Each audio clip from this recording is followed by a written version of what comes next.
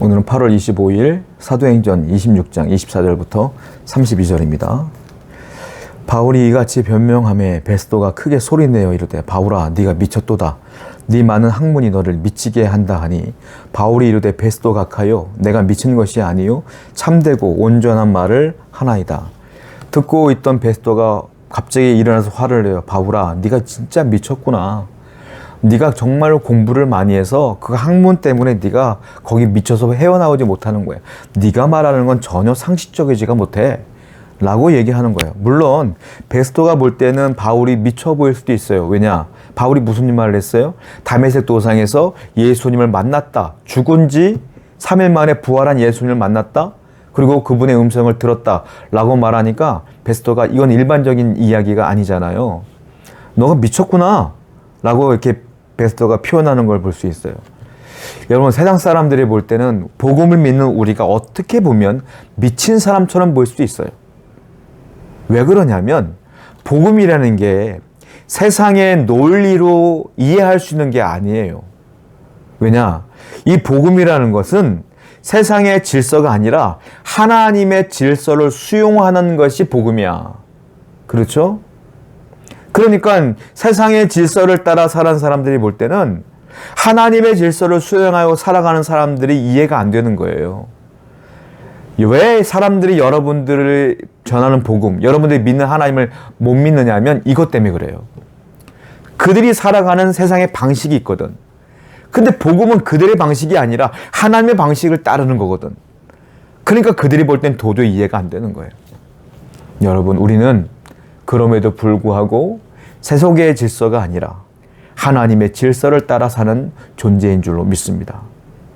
그 결과는 평생 바뀌어져요. 평생. 살아가면서부터 영원토록 바뀌어져요. 결과는. 왜? 그들은 주님을 멀리하고 자기들의 정욕을 따라 살지만 우리는 하나님 말씀을 따라 사는 인생으로 바뀌고 마지막 삶이 끝났을 때는 그들은 지옥으로, 우리는 천국으로 가기 때문에 예수를 믿는 것과 안 믿는 것은 가는 길이 다르다라는. 그러니까 우리가 하나님께 준비된 영혼들이 누군지를 모르기에 지금도 많은 사람들에게 이 복음을 증거해야 될 줄로 믿습니다. 26절에 왕께서는 이 일을 아시기로 내가 왕께 담대히 말하노니 이 일에 하나라도 아시지 못함이 없는 줄 믿나이다. 이 일은 한쪽 구석에 상한 것이 아니니다. 아그리빠 왕이여 선지자를 믿으시나이까? 믿으시는 줄 아나이다. 아그리빠가 바울에게 이르되 네가 적은 말로 나를 권하여 그리스도인이 되게 하려 하는도다. 바울이 선지자를 믿느냐고 아그리빠에게 물어요. 근데 아그리빠는 냉소적으로 대답하죠. 네가 이렇게 적은 시간에 적은 말로 나를 설득하여 나도 그리스도인이 되게 하려고 하는 거야? 라고 냉소적으로 바울에게 반응하는 것을 보게 됩니다. 근데 바울이 뭐라고 말합니까? 29절에 이렇게 말하고 있어요. 바울이 이르되 말이 적으나 많으나 당신뿐만 아니라 오늘 내 말을 듣는 모든 사람도 다 이렇게 결박된 것 외에는 나와 같이 되기를 하나님께 간절히 원하나이다 아니라. 당신뿐만이 아니라 이 말을 듣고 있는 모든 사람들 그리고 유대인들 전체가 나와 같지 않기를. 뭐예요? 내가 결박된 것 외에는 그들이 예수를 믿음으로 결박되는 걸 원치 않아요. 대신에 나와 같이 되기를 원합니다. 나처럼 예수님의 복음을 받아들여 구원받는 성도가 되기를 원합니다. 라고 바울이 얘기하는 거예요.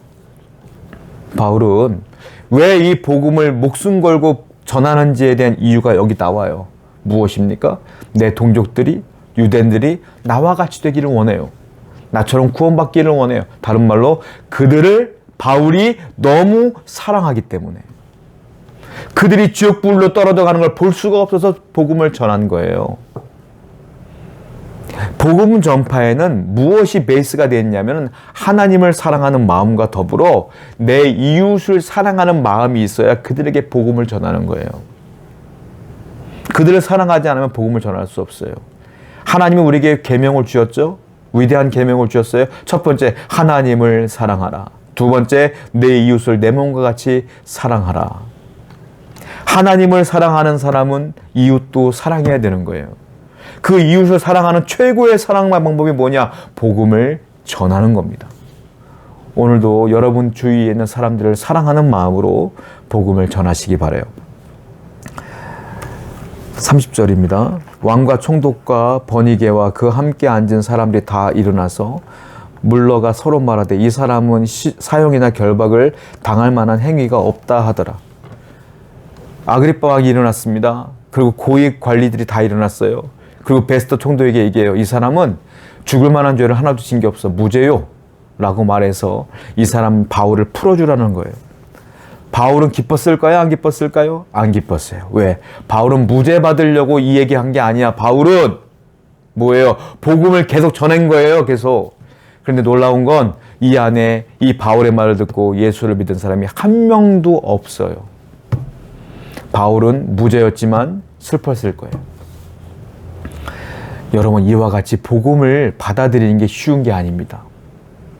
놀라운 건 그런데 그 쉽지 않은 복음을 저와 여러분들은 믿어요. 이게 다 뭐라고요? 하나님의 은혜입니다. 이 은혜를 이미 받고 사는 여러분들 감사하시길 바라요. 기뻐하시길 바라요. 그리고 하나님께 충성하시길 바랍니다. 32절. 이에 아그리빠가 베스도에게 이르되 이 사람이 만일 가이사에게 상소하지 아니었더라면 석방될 수 있을 뻔하였나이다 아니라. 아그리빠가 베스도에게 얘기해요. 이 사람은 무죄고 뿐만 아니라 이 사람이 가이사에게 상소하지 않았으면 로마로 갈 이유도 없겠지. 그러면 이 사람은 그냥 풀려나는 것인데 이 바울이 멍청하게도 상소를 해서 가이사에게 심판받으러 가게 됐구나. 이 얘기하는 거예요. 아그리빠 입장에서 볼 때는 바울이 참으로 미련한 짓을 한 것처럼 보일 수 있어요. 근데 바울은 미련한 짓을 한 게 아니라 하나님의 뜻을 이루기 위한 행위를 한 거예요. 왜? 로마로 가는 게 하나님의 뜻이야. 가이사에게 복음을 전하는 게 하나님의 뜻이야. 바울은 그래서 그 일을 행한 것뿐이에요. 세상 사람들은 자기의 유익을 구하고 이익을 구합니다. 하나님의 사람은 하나님의 뜻을 구합니다. 내가 불이익이 있어도 하나님의 뜻이 나면 그 뜻을 따라가는 게 성도예요. 오늘도 하나님의 뜻을 우선순위로 삼는 여러분 되기를 축원합니다. 기도하겠습니다. 우리의 유익이 아니라 하나님의 유익과 뜻을 구하는 성도가 되게 해 주시옵소서. 예수님의 이름으로 기도드렸습니다. 아멘.